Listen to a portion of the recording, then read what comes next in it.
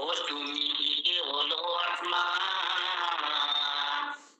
প্রভু নারায়ণ তোমার কইলে বড় বুদ্ধি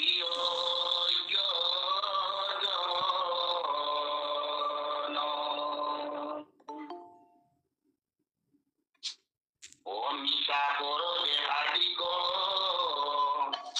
আত্মা করি মানে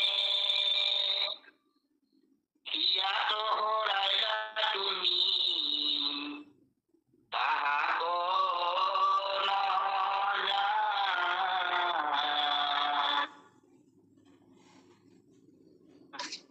বিচারিয়া পুরত আত্মাকো বাহিরত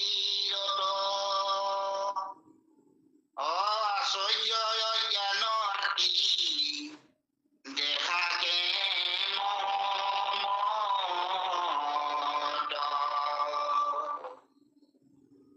ও ভুলি বাহা অজ্ঞানীর কেনয় অবস্থা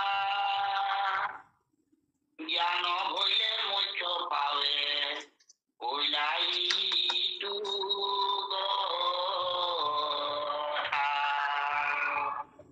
কৃষ্ণ কইয়া বহু কৃষ্ণ কৃষ্ণ মাধৱ মাধৱ মাধৱ সেৱাৰ খুলি আজি জ্ঞান সন্ধানী সত্ৰত সমবেত হৈ আমাৰ মহাপুৰুষ কৃপালু গুৰুজনৰ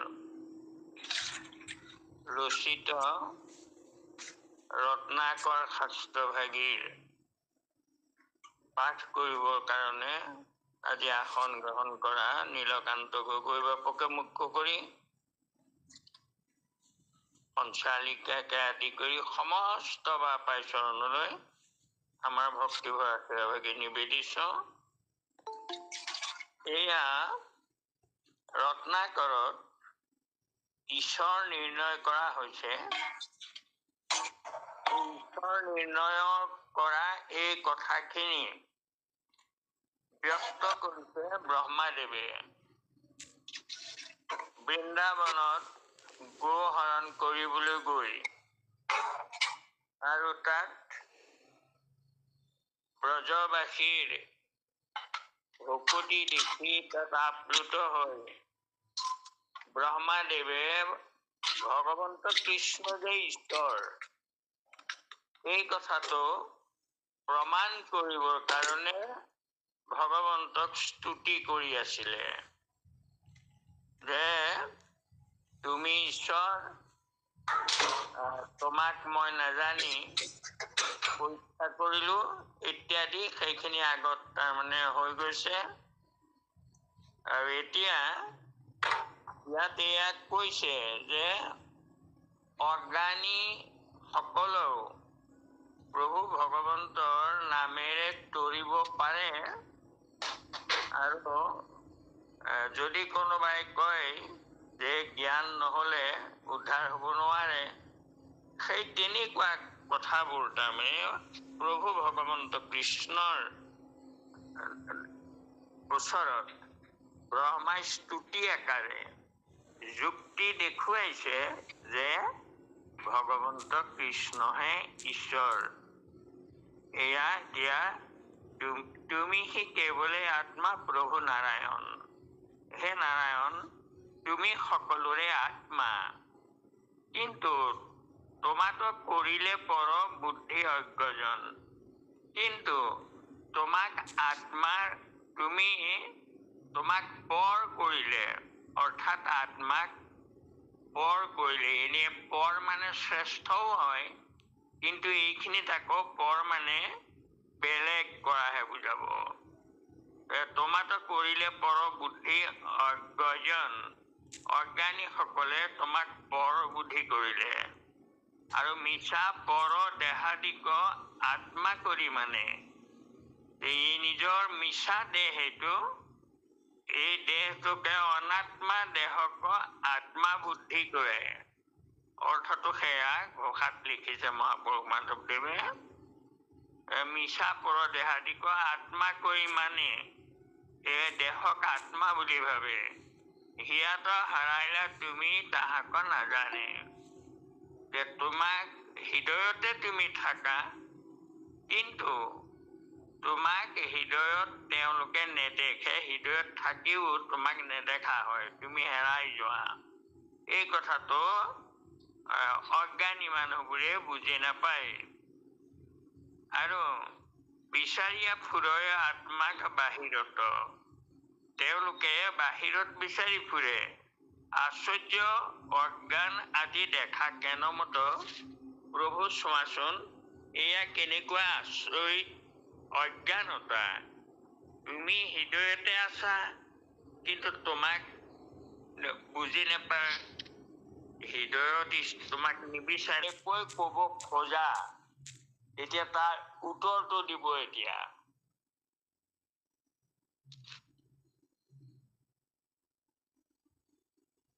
কৃষ্ণ বাপ, গগৈ বাপ, কৃষ্ণ কৃষ্ণ কৃষ্ণ হয় কৃষ্ণ।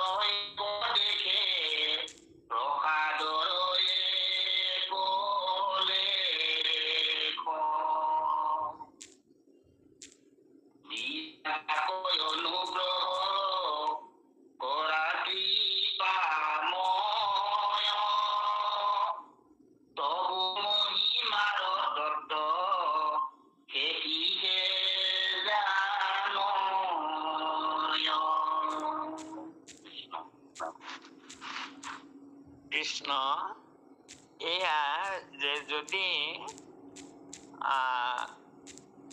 কৃষক এতিয়া এয়া কৈছে, কৃষকক কহিলা তেৱে ভকতি পূৰ্বত, যদি জ্ঞানে গতি দিবই পাৰে, তেতিয়া ভকতিৰ কথানো আগত কিয় কলা? আৰু সেইটো উত্তৰ দিবলৈ গৈ ব্ৰহ্মাই কৈছে যে মই হাতে যেন পাৱ কৰি কৰিলো যদি জ্ঞান, তথাপিতো প্ৰভুদেৱ শুনা বিদ্যমান। অৰ্থাৎ মই হাতৰ কথা কব লাগিছিলে, কিন্তু মই হাতকে পাওঁ বুলি কলো। এইটো তাৰমানে মই ভুল হৈছে মোৰ কোৱা।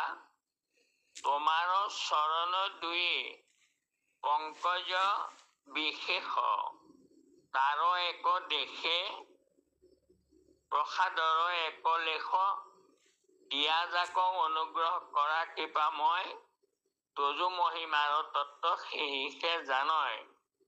তোমাৰ চৰণ দুই পংকজ, তোমাৰ চৰণ পংকজ যি বিশেষ, আৰু তাৰ এক লেখ প্ৰসাদ যদি তোমাৰ চৰণ সেৱাৰ অকণমানো যদি প্ৰসাদ কোনোবাই পায়, দিয়া যাক অনুগ্ৰহ কৰা কৃপাময়, অকণমান কৃপা তুমি যদি কৰা, তোমাৰ চৰণ সেৱা কৰা সকলক অকণমান যদি কৃপা কৰা, তেতিয়াহলে তজু মহিমাৰ তত্ত্ব সেহিকে জানয়। অৰ্থাৎ তুমি তোমাৰ চৰণ সেৱা কৰা ভকত সকলৰ অকণমান কৃপা যদি তুমি কৰা, কৰিলে তেতিয়া ভকত সকলে সেই মহিমাটো জানে। অৰ্থাৎ ভকতিৰ গুৰু ভগৱন্ত কৃষ্ণৰ চৰণ সেৱা কৰি ভকতিৰ মহিমাৰ কথা ভকতেহে জানে। এই জ্ঞানৰ মাৰ্গীসকলে নিৰ্গুণ ব্ৰহ্ম তাৰমানে যিসকলে ধ্যান কৰে সেইসকলে এয়া সোৱাদ নাপায়।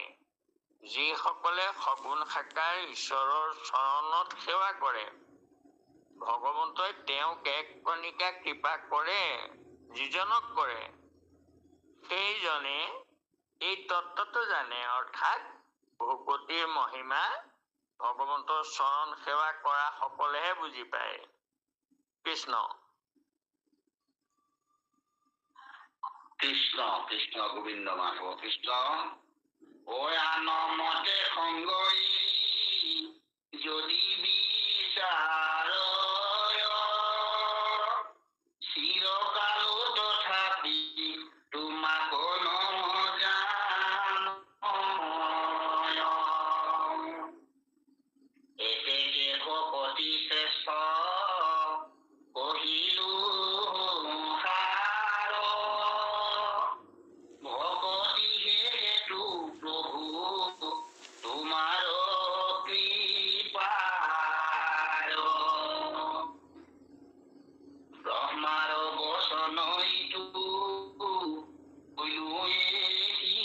মানে শুনা দেখো কৰ বচন সাৱধানে।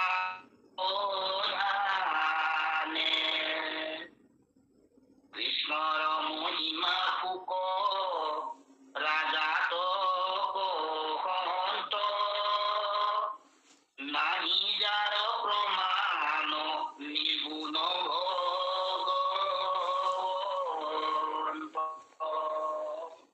কৃষ্ণ কৃষ্ণ।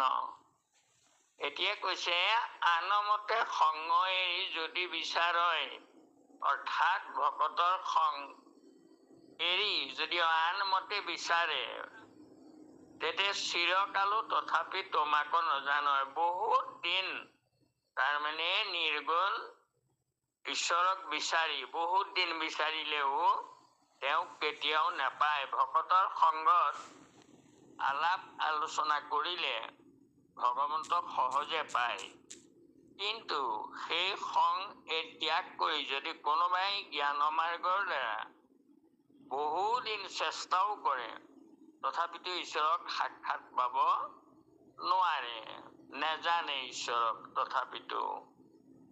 এতেকে ভকতি শ্ৰেষ্ঠ কহিলো সাৰ। সেইকাৰণে ভকতি শ্ৰেষ্ঠ, ভকতিহে হেতু প্ৰভু তোমাৰ কৃপাৰ। তোমাৰ কৃপা পাবলৈ হলে মাত্ৰ ভকতি কৰিলেহে পাব। এইটো খাটাং কথা। তোমাৰ ভকতি কৰিলেহে তোমাৰ কৃপাৰ পাত্ৰ হয়। এয়া তাৰমানে এই ভাগৱতত আকৌ ব্ৰহ্মাই তাৰমানে কোৱা কথাই আছে যে অজ্ঞানী কিমতে তৰিব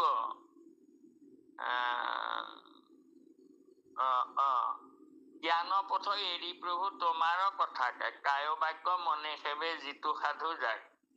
যদ্যপি অজিত তুমি তিনিও জগতে, তথাপি তোমাক জিনে সেহিহে ভকতে। অৰ্থাৎ জ্ঞান মাৰ্গটো কঠিন, ভকতি মাৰ্গ শ্ৰেষ্ঠ, এই কথা ভাগৱতত কৈছে। আৰু এতিয়া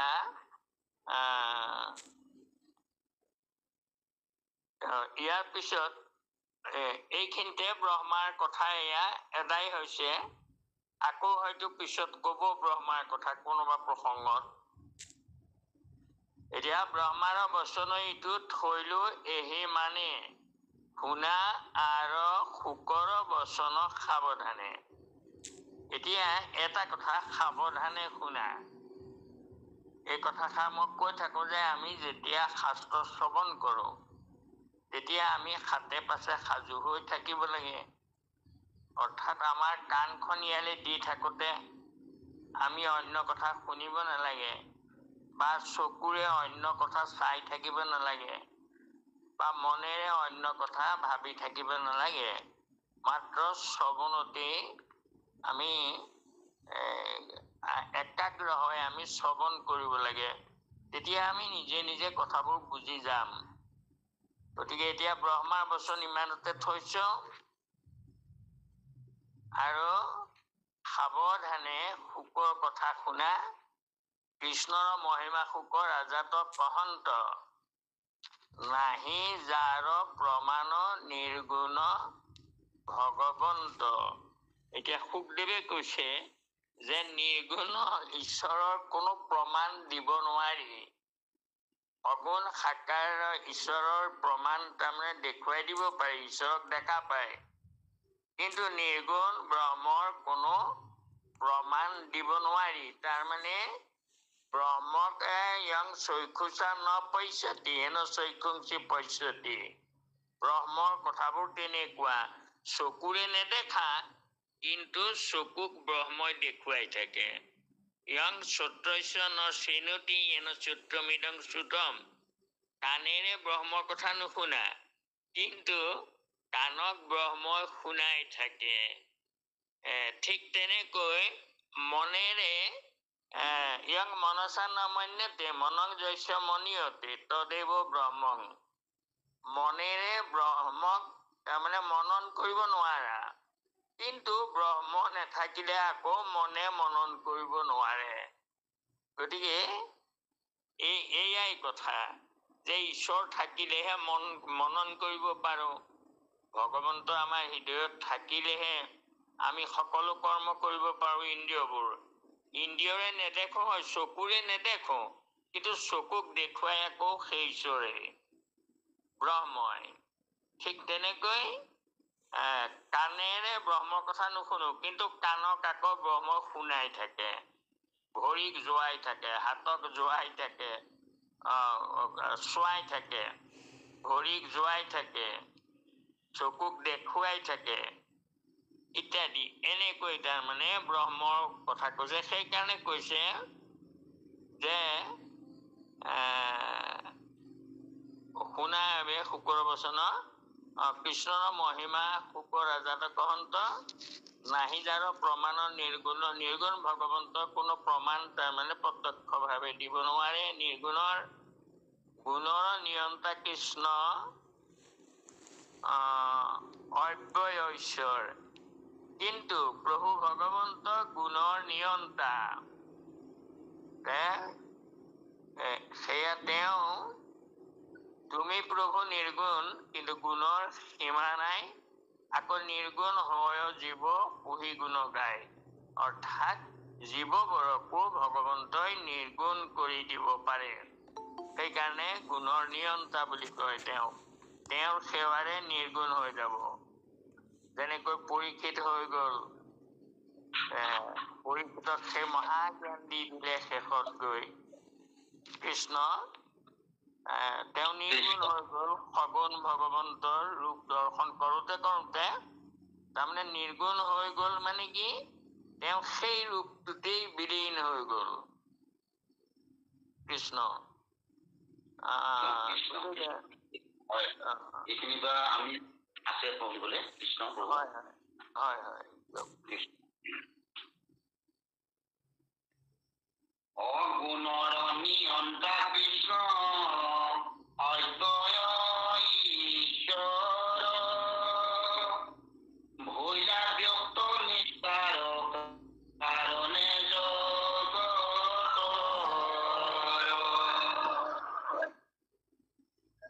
ও কাম ক্ৰোধ ভয় স্নেহ কুহীলতা ভাবে, যথা তথা প্ৰকাৰে কৃষ্ণ গতি পাৱে। ভকতি কৰয় নহি সম্বন্ধ কৰয়, এতেকে কৃষ্ণৰ ৰূপ অৱশ্য পাৱয়। এৰাম নকৰিবা সংশয় কৃষ্ণত নিপবৰ, যোগেশ্বৰ কৃষ্ণে ঈশ্বৰ।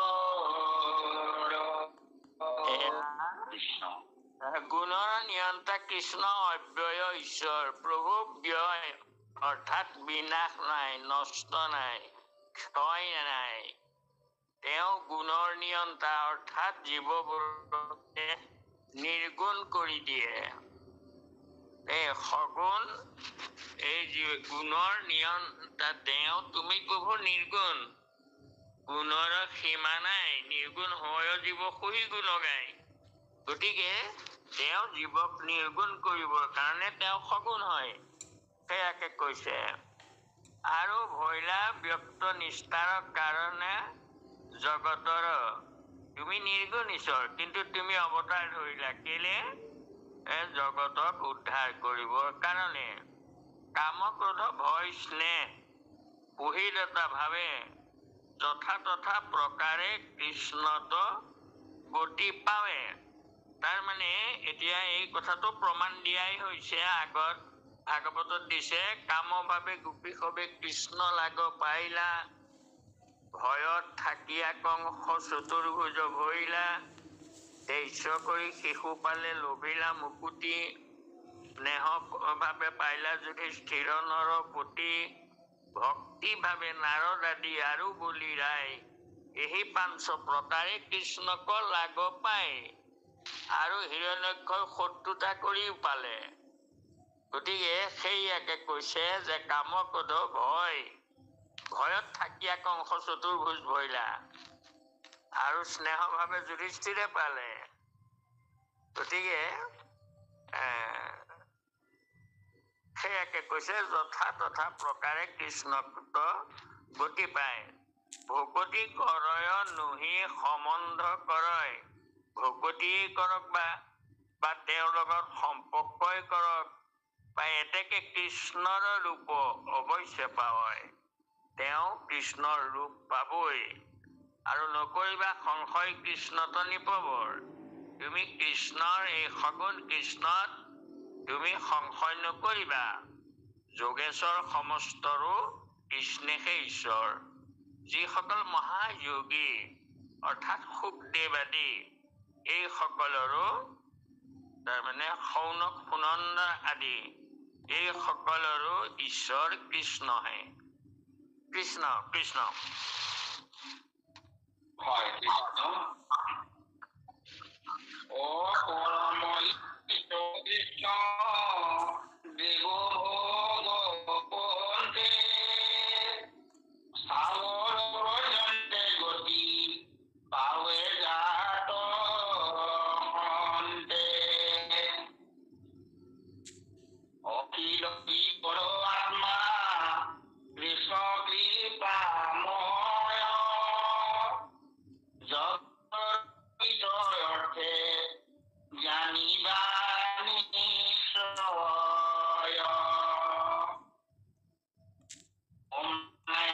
মনুষ্য যেন প্ৰকাশ কৰন্ত, জগত পালন কৃষ্ণ দেৱ ভগৱন্ত, স্থাৱৰ জঙ্গম হবে ৰূপ মাধৱৰ, কৃষ্ণ বিনে জ্ঞান নাই জ্ঞানী।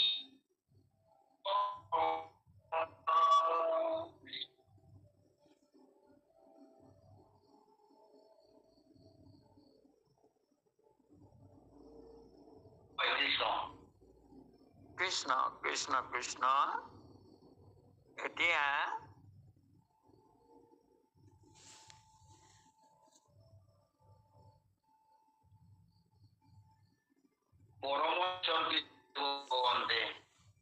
হয় হয়, পৰম ঈশ্বৰ কৃষ্ণ দেৱ ভগৱন্তে, স্থাৱৰ পৰ্যন্তে গতি পাৱে জাত হন্তে। সেই ভগৱন্তৰ স্থাৱৰ জংগম সকলোৱে তাৰমানে গতি পায়। যেনেকে বৃন্দাবনৰ বৃক্ষ পক্ষী পশু পালে পালে, স্ত্ৰী শূদ্ৰ অন্ত্যজাতি অধম চাণ্ডালে, 100 অধিক অনেক পাপমতি, সন্তৰ সংগত পাই লেক নিজ গতি। এইদৰে তাৰমানে ভাগৱততে এইবোৰ কথা লিখা আছে। বিভীষণ বীৰবৃষ পৰ্বাৱলী বান জামন্ত জটায়ু সুগ্ৰীৱ হনুমান মালাকাৰ কুজিব্যাধ ধৰ্ম তুলাধাৰ ব্ৰজবাসী দ্বিজবধূ গোপী অনাচাৰ নাহি তপগত শৌচ নপঢ়িলে বেদ নজানয় জ্ঞান এক শাস্ত্ৰ তত্ত্বভদ বেদ কেৱল সাধুৰ সংগে পাইলে মূল গতি সৎসংগত পৰে নাই উপায় সম্প্ৰতি। এইদৰে ভাগৱতত এইখিনি কথা কোৱা হৈছে। কৃষ্ণ সেইকাৰণে কৈছে স্থাৱৰ পৰ্যন্তে ভগৱন্তৰ গতি পায়। আৰু সেই স্থাৱৰ ক'ত পৱন সাকাৰ কৃষ্ণই য'ত লীলা কৰিছিলে সেই জেগাত বৃক্ষবোৰেও তাৰমানে ফল ফুল ধৰি তাৰমানে দৌ খাই আহে কৃষ্ণ গলে। আৰু সেয়া কথা বলভদ্ৰক তাৰমানে ভগৱন্ত কৃষ্ণই তাত কৈছেই যে চোৱা দাদা এই বৃক্ষবোৰ কেনেকৈ হাঁৱলি আহিছে, এয়া তোমাক নমস্কাৰ কৰিব খুজিছে। এইদৰে ভাগৱতত কয়। এতিয়া অখিল জীৱৰ আত্মা কৃষ্ণ কৃপাময় জগতৰ হিত অৰ্থে জানিবা নিশ্চয়। এই অখিল জীৱৰ অৰ্থাৎ সমস্ত জীৱৰ আৰু সকলো জীৱৰে আত্মা কৃষ্ণ কৃপাময় জগতৰ হিত অৰ্থে জানিবা নিশ্চয়। তেওঁ জগতৰ হিতৰ কাৰণেই মায়ায়ে মনুষ্য যেন প্ৰকাশকৰন্ত জগত কাৰণ কৃষ্ণ দেৱ ভগৱন্ত। সেই জগতৰ কাৰণ ঈশ্বৰ মায়াৰ দ্বাৰা তেওঁ তাৰমানে মায়াৰ আশ্ৰয় কৰি তেওঁ প্ৰকাশ কৰিলে। মায়ায়ে মনুষ্য যেন প্ৰকাশকৰন্ত। আৰু জগতৰ কাৰণ কৃষ্ণ দেৱ ভগৱন্ত স্থাৱৰ জংগম হবে ৰূপ মাধৱৰ।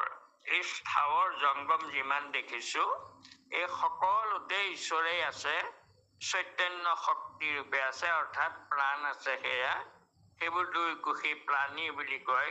প্ৰাণ থকা কাৰণে জংগম স্থাৱৰ এইবোৰকো মানে প্ৰাণী বুলি কোৱা হয়। জগতৰ হিত অৰ্থে জানিবা নিশ্চয়। মায়ায়ে মনুষ্য ৰূপ ধৰি প্ৰকাশ কৰিছে। স্থাৱৰ জংগম পৰ্যন্ত ঈশ্বৰেই আছে আৰু কৃষ্ণ বিনে আন নাহি জানা নিপবৰ। এই সকলোতে তুমি কৃষ্ণৰ কে যদি দৰ্শন হব পাৰা তেতিয়াই তুমি তাৰমানে মুক্ত হৈ যাবা, পৰম ভকত হব পাৰিবা। কৃষ্ণ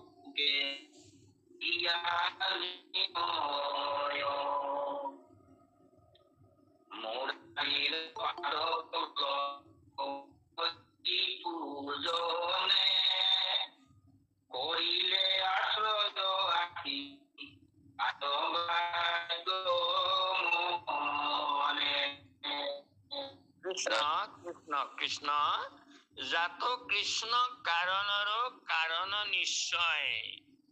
তাৰমানে জগতৰ সৃষ্টি হবৰ কাৰণে কিছুমান কাৰণ লাগে, কাৰণৰ পৰা কাৰ্য হয়। কাৰণ নাথাকিলে কাৰ্য হব নোৱাৰে। এই কাৰ্য হ'বলৈ দুটা কাৰণৰ দৰকাৰ হয় সদায়। এটা হ'ল উপাদান কাৰণ আৰু এটা হ'ল নৈমিত্তিক কাৰণ।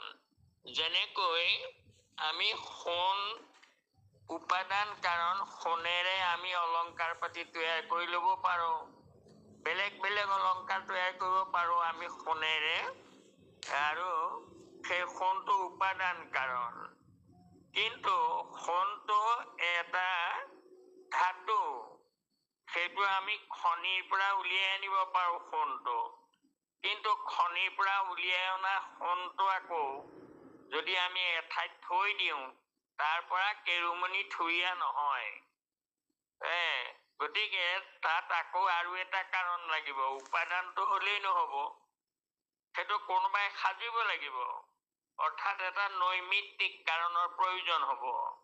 তেতিয়া নৈমিত্তিক কাৰণটো আমি কি বুলি ক'ম? যে সোণাৰী। বস্তুটো কিহৰ? বোলে সোণৰ। কোনে সাজিলে? সোণাৰীয়ে। ঠিক তেনেকৈয়ে এই পঞ্চভূতৰ প্ৰয়োজন হ'ল সৃষ্টিখন কৰিবৰ কাৰণে। আৰু মায়াক আশ্ৰয়ে তাত পাছে দামোদৰ, পঞ্চভূতে সজিলে বিবিধ কলেবৰ। এই ভূতবোৰ সৃষ্টি কৰি ল'লে, আৰু এইবোৰ আকৌ কোনে সৃষ্টি কৰিলে? প্ৰভু ভগৱন্তই কৰিলে। জীৱ অংশে তুমি প্ৰৱেশিলা গাৰে গাৰে। কেলে কৰিলে? মায়াৰ হাতত কৰাও জগত প্ৰকাশ, কৰো এবে সৃষ্টি লীলা বিনোদ বিলাস। এই দেহবোৰ নহ'লে লীলা কৰিব নোৱাৰে। গতিকে ভগৱন্তই মায়াৰ দ্বাৰা দেহবোৰ আমাৰ তৈয়াৰ কৰালে, আৰু তৈয়াৰ কৰিলে হয়, দেহবোৰ সাজিলে হয় মায়াই, কিন্তু লৰচৰ নকৰে। আৰু তেতিয়া ভগৱন্তই নৈমিত্তিক কাৰণ হ'ল জীৱ অংশে তুমি প্ৰৱেশিলা গাঁৱে গাঁৱে। এতিয়া এয়া কাৰ্য কাৰণৰ কথা ক'লে। জগত কাৰণ কৃষ্ণ দেৱ ভগৱন্ত, থাৱৰ জংগম সবে ৰূপ মাধৱৰ, কৃষ্ণ বিনে আন নাহি জানা নিপবৰ।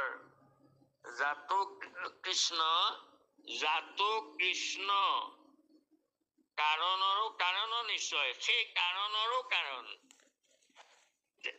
তেওঁৱেই। গতিকে মায়াৰ হাতত সৃষ্টি কৰিছে, আকৌ মায়াৰো তৈয়াৰ কৰোঁতা তেওঁৱেই। সেইকাৰণে কয় কাৰণৰো কাৰণ। এতেকে সেই কৃষ্ণ বিনে বস্তু নাহি কয়। সেইকাৰণে পৰমাৰ্থ বিচাৰত অহংকাৰ পঞ্চভূত তোমাতো পৃথক নোহে প্ৰভু পৰমাৰ্থ বিচাৰত। পৰমাৰ্থ বিচাৰত এই মায়াও তেওঁৱেই, তেওঁৰ পৰাই হৈছে। আৰু এতিয়া এতেকে সেই কৃষ্ণ বিনে বস্তু নাহি কয়। সেইকাৰণে কৃষ্ণৰ বাহিৰে আৰু বস্তু নাই। উপসংহৰীয়া কহো প্ৰকৰণ অৰ্থ, কৃষ্ণেকে পৰম দেৱ জানা পৰমাৰ্থ। এইটো আমাক পৰমাৰ্থ ক'লে। কৃষ্ণেকে পৰম দেৱ জানা পৰমাৰ্থ। এয়া মহাপুৰুষ কৃপালু গুৰুজনে ভাগৱততো কৈ থৈছে। কি বুলি কৈছে? শুনা পৰমাৰ্থ তত্ব চাৰিও বেদৰ, সমস্ত দেৱৰ ৰাজা কৃষ্ণেহে ঈশ্বৰ। ভাগৱততো লিখিছে গুৰুজনে। সমস্ত দেৱৰ ৰাজা মাধৱৰ, সমস্ত ধৰ্মৰ ৰাজা মাধৱৰ নাম, আৰু ধৰ্মৰ পৰমাৰ্থ নাম, দেৱৰ পৰমাৰ্থ কৃষ্ণ।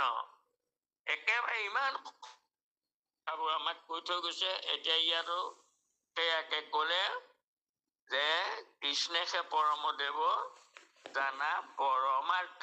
সেইটোৱেই পৰমাৰ্থ তত্ত্ব। আৰু বাপ আৰু পঢ়িছিলে নেকি বাৰু কৃষ্ণেকে পৰম দেৱ? কৃষ্ণ। এতিয়া উপসংহৰীয়া কহো প্ৰকৰণৰ অৰ্থ। এতিয়া মই ইয়াতে এই প্ৰকৰণটো সামৰণি মাৰিব এয়া। আৰু প্ৰকৰণৰ অৰ্থ উপসংহৰীয়া কহো কৃষ্ণেকে পৰম দেৱ জানা পৰমাৰ্থ, যে কৃষ্ণই পৰমাৰ্থ, তানয়েক শৰণে অযত্নে মুখ্য হয়। তেওঁ অতি অপ্ৰয়াসে তৰে বুলি কৈছে ঘোষাত।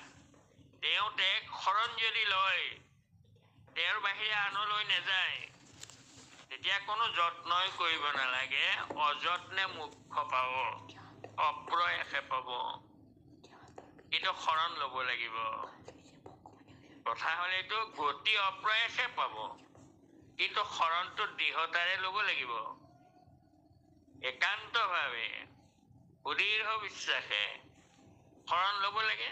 গতি পোৱাত একো দিগদাৰেই নাই, অযত্নে গতি পাব। কৃষ্ণ হয়, ৰাজাত কহন্ত সুকে কৰিয়া নিশ্চয়, মুৰাৰীৰ পাদ পল্লৱক যিটো জনে, কৰিলে আশ্ৰয় আনি কায় বাক্য মনে। সেইজন ভগৱন্তৰ চৰণত, সেই মুৰাৰীৰ চৰণত যিজনে কায় বাক্য মনেৰে শৰণ ললে। এয়া মই একেবাৰে কৈ আহিছো, কায় বাক্য মনৰ শৰণৰ কথা। কায়েন দানং পৰিত্ৰাণং পৰিৰক্ষণং, কায়েৰে আমি দান দিব পাৰো, আৰু পৰিত্ৰাণ, কোনোবা বিপদত পৰিছে আমি পৰিত্ৰাণ কৰি দিব পাৰো। পৰিৰক্ষণং, নিৰাশ্ৰয় হৈছে আমি আশ্ৰয় দি ৰাখি দিব পাৰো। জীৱ জন্তু পশু পক্ষীলৈকে মানুহলৈকে ধৰি নিৰাশ্ৰয়ক আশ্ৰয় দিব পাৰো। আৰু বাচা সত্যং হিতং প্ৰিয়ং, আৰু বাক্যৰে আমি কৰিব পাৰো সত্য, হিত আৰু প্ৰিয়। এয়া এই 9 প্ৰকাৰ আমাৰ কায় বাক্য মনৰ শৰণ। কৃষ্ণ কৃষ্ণ কৃষ্ণ। এই গগৈ বাবুৱে পাঠ কৰোঁতে আপুনি যদি মিউট কৰি দিয়ে শুনিবলৈ ভাল হ'ব, অকণমান অসুবিধা আছে।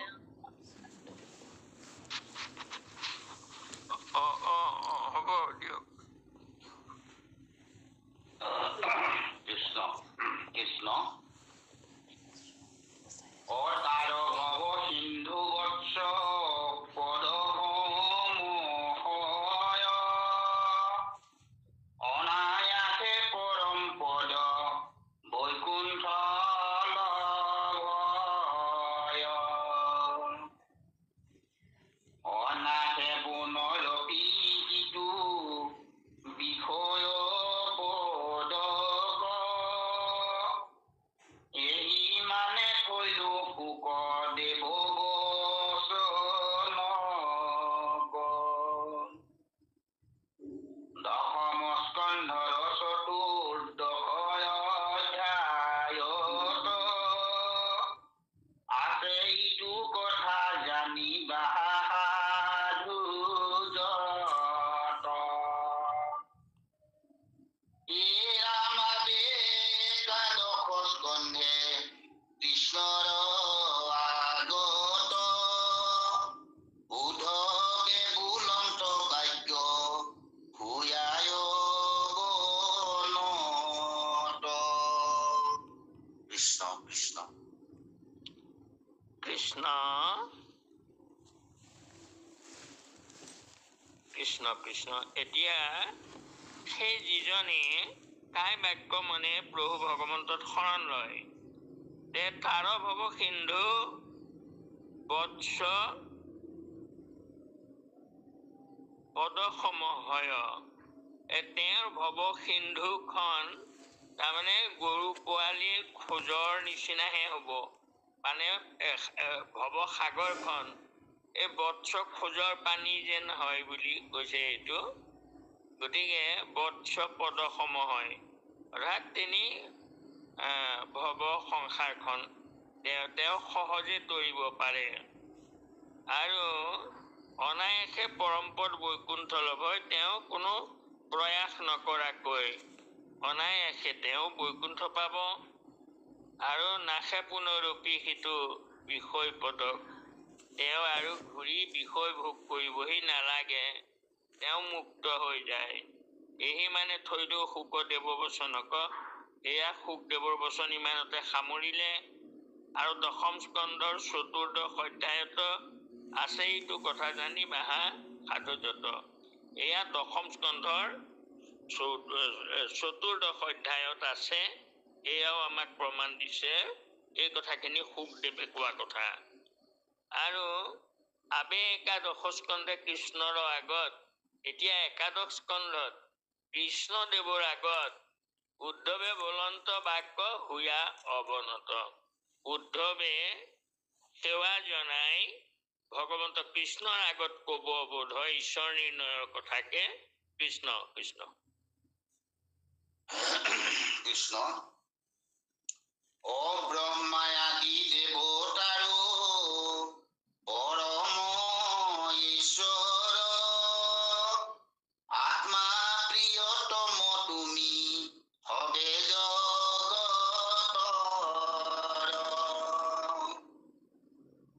যত ভক্ত আছে বলি প্ৰহ্লাদ আদি কৰি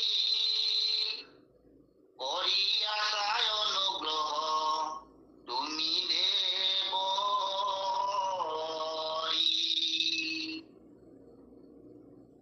অ সমস্ত অৰ্থ দিয়া ভজন্তা জনক, যিটো জনে জানে ইটো তোমাৰ গুণক। হেন ঈশ্বৰ কতে যি কোন দুৰাশয়, ঐশ্বৰ্যৰ অৰ্থে অন্য দেৱ ভজয়।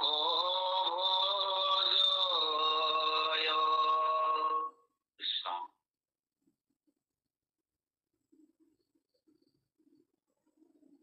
কৃষ্ণ উদ্ধৱে ভগৱন্ত কৃষ্ণৰ আগত কৈছে, হে প্ৰভু, ব্ৰহ্মা আদি দেৱতাৰো তুমি পৰম ঈশ্বৰ, আৰু তুমি সেই ব্ৰহ্মা আদি সমস্তৰে আত্মা প্ৰিয়তম তুমি হবে জগতৰ।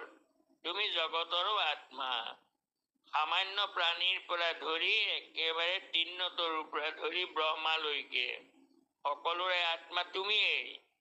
যত ভক্ত আছে বলি প্ৰহ্লাদ আদি কৰি আছা অনুগ্ৰহ তুমি দেৱহৰি। যিমানখিনি ভকত আছে বলি প্ৰহ্লাদ আদি কৰি সকলোকে তুমি অনুগ্ৰহ কৰি আছা।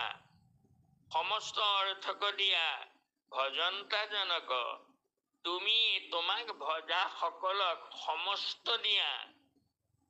প্ৰহ্লাদে একো বিচৰাই নাই, ভজিছিলে, আৰু তেওঁ বিচৰা নাই যে মোক একো নালাগে, মাগে ফল তজু কৰি কিন্তু ইতি মানি যাৰো নহো ভিত্ত বুলি কৈছিলে।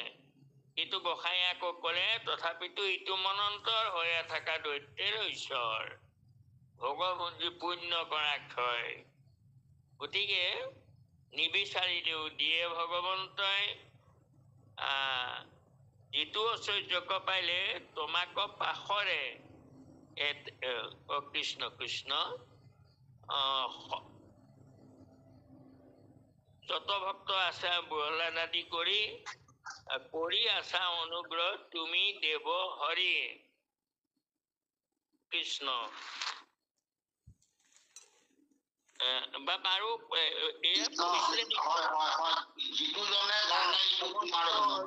দিয়া ভজন্তা জনক, তুমি সমস্ত অৰ্থ যি আছে সকলো দিয়া, আৰু হেন ঈশ্বৰকতে যে কোনো দুৰাশয়, ঐশ্বৰ্যৰ অৰ্থে আন দেৱক ভজয়। সেই তেনেজন ঈশ্বৰক ত্যাগ কৰি ঐশ্বৰ্যৰ লোভত বাৰু কোন দুৰাশয়ে অন্যজনক ভজিব, এয়া সন্দেহ কৰা হৈছে। তাৰমানে কেতিয়াও যিজন ভকতে কেতিয়াও তেওঁক এৰি আনক নভজে, অৰ্থটো সেয়া। হয় কৃষ্ণ।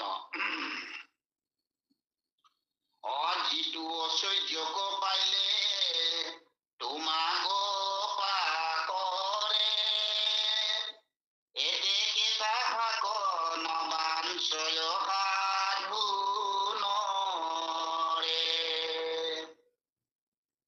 অবুলি বাহা কিহ সাধন ব্যতি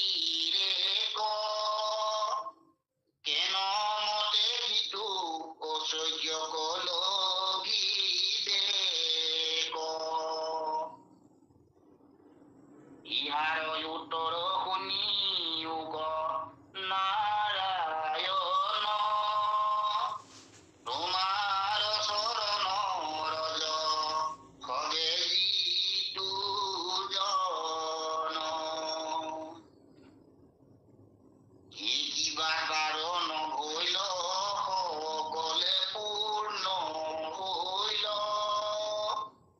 তোমাৰ প্ৰসাদে কৃতকৃত্য হৈ ৰৈল। কৃষ্ণ কৃষ্ণ।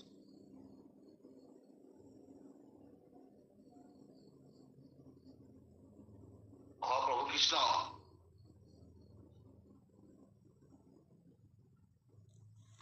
যিটো ঐশ্বৰ্যক পাইলে তোমাক পাহৰে, যিসকলে ঐশ্বৰ্য পালে তোমাক পাহৰে, এতেকে তাহাক নবাঞ্চয় সাধুনৰে।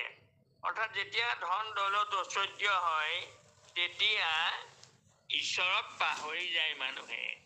সেইকাৰণে সাধুসকলে ঐশ্বৰ্য তাৰমানে নিবিচাৰে। নলাগয় সুখ ভোগ নালাগে মুকুতি, তোমাৰো চৰণে মাত্ৰ ৰহক ভকতি বুলি কয় ভকতে। বুলি বাহা শিশৱ সাধন ব্যক্তিৰ এক কেনমতে সিটো ঐশ্বৰ্য কলহি বেক। যদি কোৱা হয় যে তেওঁলোকে যদি সাধন নকৰে তেতিয়াহ'লে কেনেকৈ আকৌ ঐশ্বৰ্য লাভ হ'ব? এইটো কৃষ্ণ। ইহাৰ উত্তৰ শুনি উপনাৰায়ণ। কৃষ্ণ। এয়া হোৱা নাই নেকি? হৈছে হৈছে প্ৰভু হৈছে। ইহাৰ উত্তৰ শুনি উপনাৰায়ণ, ইয়াৰ উত্তৰটো শুনা প্ৰভু। তোমাৰ চৰণৰ ৰজ সেৱে যিটোজন, তোমাৰ চৰণৰ ধূলা যিসকলে লয় শিৰত, কিবা তাৰ নহৈল সকলে পূৰ্ণ ভৈল। তেওঁৰ কি নহলে? সকলো পূৰ্ণ হৈ গল। তোমাৰ প্ৰসাদে কৃতকৃত্য হৈ ৰৈল। আৰু তেওঁ তোমাৰ প্ৰসাদতে তোমাৰ কৃতকৃত্য হৈ ৰব। অৰ্থাৎ তোমাৰ একান্ত ভাৱে নিজকে সমৰ্পিত কৰি নিজে ধন্য হৈ থাকিব। কৃষ্ণ কৃষ্ণ কৃষ্ণ নাৰায়ণ কৃষ্ণ। অত হইল সংসৰিয়াইতো ধবচন, পিংগলা বেচাৰ বাক্য শুনা সৰ্বজন। মাধৱৰ পাদ পদ্মে পখিয়া শৰণ, আপুনি মনত গুণী বুলন্ত বচন। যদি হেন বাক্য আতি বোলে কোন জন, আশ্ৰয় বহুত ব্ৰহ্মা আদি দেৱগণ।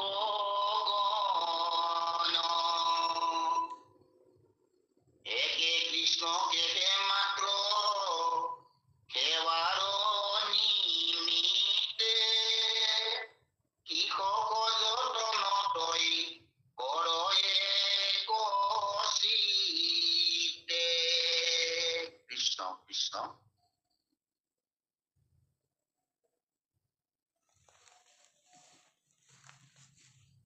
কৃষ্ণ। এয়া ইমানতে এয়া বচন উদ্ধৱৰ বচন থৈ পেলাই বেইচাৰ কথা কব। থৈলো সংহৰিয়াই ইটো উদ্ধৱ বচন, পিংগলা বেইচাৰ বাক্য শুনা সৰ্বজন। পিংগলাই কিবা এটা কব। মাধৱৰ পাদ পদ্মে পখিয়া শৰণ, আপুনি মনত গুণী বলন্ত বচন। প্ৰভু ভগৱন্তৰ চৰণ সেৱা কৰি তেওঁ মনতে ভাবিছে। কি ভাবিছে? যদি হেন বাক্য আশে বোলে কোনজন, আশ্ৰয় বহুত ব্ৰহ্মা আদি দেৱগণ। একে কৃষ্ণ কেশে মাত্ৰ সেৱাৰ নিমিত্তে, কৃষক যতন তই কৰ এক চিত্তে। যদি কোনোবাই আহি মোক কয় যে মোক ব্ৰহ্মা আদি বহুত দেৱতা আছে, তই এইবোৰক নভজি, আশ্ৰয় বহুত ব্ৰহ্মা আদি দেৱগণ, তই এইবোৰক নভজি অকল কৃষ্ণকে কিয় ভজ বাৰু? মাত্ৰ সেৱাৰ নিমিত্তে কৃষক যতন তই কৰ এক চিত্তে। তই এই দেৱতাবোৰক সেৱা নকৰি কৃষ্ণক একাগ্ৰচিত্তে কিয় তাৰমানে ভজনা কৰ, কিয় তই সেৱা কৰ, এই বুলি যদি কোনোবাই কয় তেতিয়া উত্তৰ কৃষ্ণ কৃষ্ণ হে ৰাম ইহাৰ উত্তৰ মই কহো যেন মত যিটো জীৱ পৰি আছে সংসাৰ কুপত ঘোৰ কাল সৰ্পে তাতে কৰিলে দংশন বিষয় বিষত আতি ভৈলয় চেতন হে ৰাম হেনয় জীৱ কটৰি দেখ কোন দেৱ কৃষ্ণ বিনে মই নেদে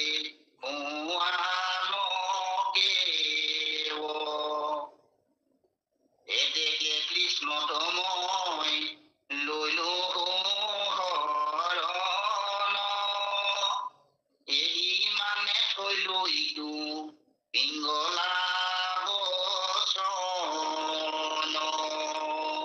কৃষ্ণ কৃষ্ণ কৃষ্ণ পিঙলাই কৈছে যে মোক যদি কোনোবাই কয় যে তই ব্ৰহ্মা আদি দেৱতাবোৰক নভজি অকল কৃষ্ণকেনো কেলে ভজ, তেতিয়া মই তেওঁলোকক এই উত্তৰটো দিম কি ইহাৰ উত্তৰ মই কহো যেন মত যিটো জীৱ পৰি আছে সংসাৰ কোপত, এই সংসাৰ কোপত যিবোৰ জীৱ পৰি থাকে সদায়, আৰু ঘোৰ কাল সৰ্পেতত কৰিলে দংশন, আৰু কালে কি কৰিলে দংশন কৰি আছে। তাৰমানে কথাটো কি কৈছে, এই কাল কাল মানে সময়, সময়ে আমাক তাৰমানে সৰ্পই যেনেকৈ অন্য এটা সৰ্প পৰ্যন্ত ধৰি লাহে লাহে গিলে, সেইদৰে কালে আমাক গিলি আছে।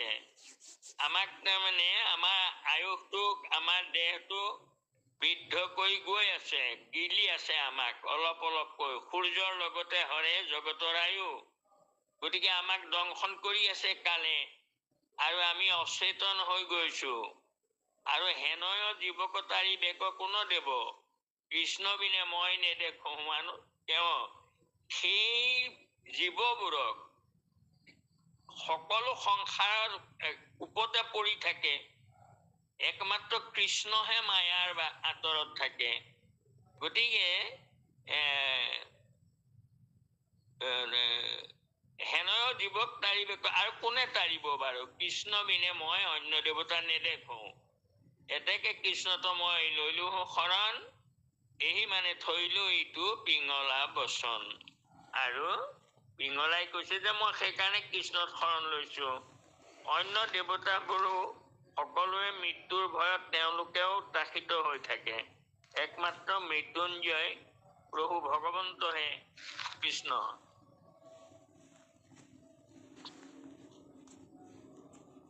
কৃষ্ণ কৃষ্ণ কৃষ্ণ ও কৃষ্ণ কহিল বেশা করিয়া নিশ্চয় ঈশ্বর কৃষ্ণ কজিতু জনে নভজয়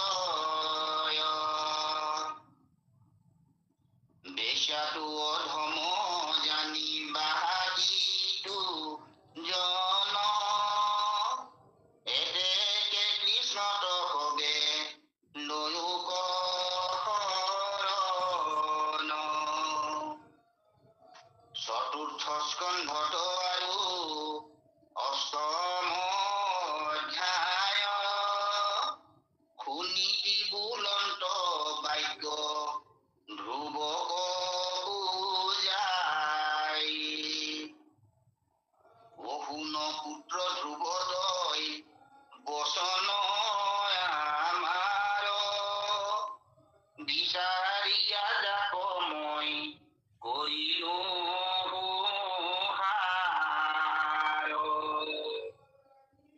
কৃষ্ণ কৃষ্ণ গোবিন্দ মাধৱ কৃষ্ণ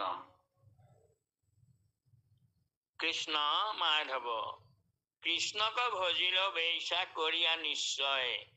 এই বেইছাগৰাকীয়ে খাটাং সিদ্ধান্ত ললে, তাৰমানে একান্ত বিশ্বাস। বেইছাই শৰণ ললে, খাটাং সিদ্ধান্ত ললে যে এতেকে কৃষ্ণতো মই লৈলো শৰণ, এহি মানে থৈলো এইটো পিঙলা বচন। কৃষ্ণক ভজিল বেইছা কৰিয়া নিশ্চয়। ঈশ্বৰ কৃষ্ণক যিটো জনে নভজয়, বেইছা এগৰাকীয়ে কৃষ্ণক নিশ্চয় কৰি ভজিলে, সেইজন কৃষ্ণক যিবোৰে নভজে, বেইছাটো অধম জানিবা সিটোজন, এতেকে কৃষ্ণত হবে লৈক শৰণ। সেইসকল বেইছাতকেও অধম হব, গতিকে সেইকাৰণে বেইছাতকেও অধম হব নালাগে। ভগৱন্ত কৃষ্ণক সুদৃঢ় বিশ্বাসেৰে সকলোৱে শৰণ ল'ব লাগে, ভজিব লাগে। চতুৰ্থ স্কন্ধটো আৰু অষ্টম অধ্যায়। সুনীতি বলন্ত বাক্য ধ্ৰুৱক বুজায়। চতুৰ্থ স্কন্ধৰ অষ্টম অধ্যায়ত সুনীতি আয়ে পুত্ৰ ধ্ৰুৱক বুজাই কৈছে, কোন পুত্ৰ ধ্ৰুৱ তই বচন আমাৰ, হেৰ পুত্ৰ ধ্ৰুৱ গোপাই তুমি মোৰ কথা শুনা, বিচাৰিয়া জাকময় কৰিলোহো অবচন আমাৰ, বিচাৰিয়া জাকময় কৰিলোহো সাৰ। গোপায়ো মই তোৰ দুখৰ কথাবোৰ চিন্তা কৰি বিচাৰি মই এটা সাৰ কথা নিৰ্ণয় কৰিছো, আৰু সেইটো শুন। কি সাৰ কৰিব এতিয়া কব। কৃষ্ণ কৃষ্ণ মাধৱ হয় কি পালো বাপাই সমস্ত বেশ্যা পিঙলা বেশ্যাৰ কথাখিনি পঢ়ি গাটো শিহৰিয়ে উঠিছে আৰু কৃষ্ণ গোবিন্দ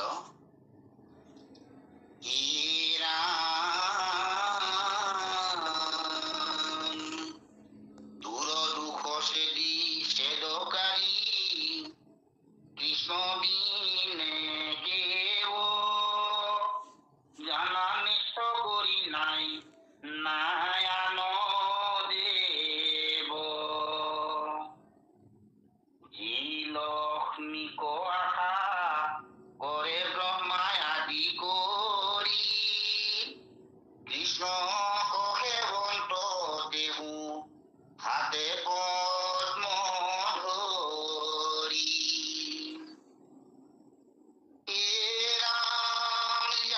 সৰ্বোত্তম দেৱ ভজিও কৃষ্ণক এই মানে থৈলো সুনীতিৰ বচনক। এই চতুৰ্থতে দ্বাদশ অধ্যায়ত স্বয়ম্ভু মনুৰ বাক্য ধ্ৰুৱৰ আগত। কৃষ্ণ কৃষ্ণ কৃষ্ণ।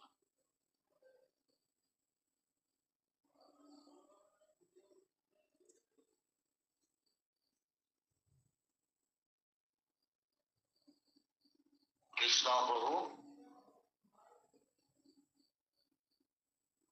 হয়, মই মিউট কৰি কৈ আছো যে তোৰ সুনীতি আয়ে কৈছে, বোপায়ো মই এটা সকলো চালি জাৰি চাই সাৰ পালো, আৰু সেই সাৰ কথাটো তোক কওঁ।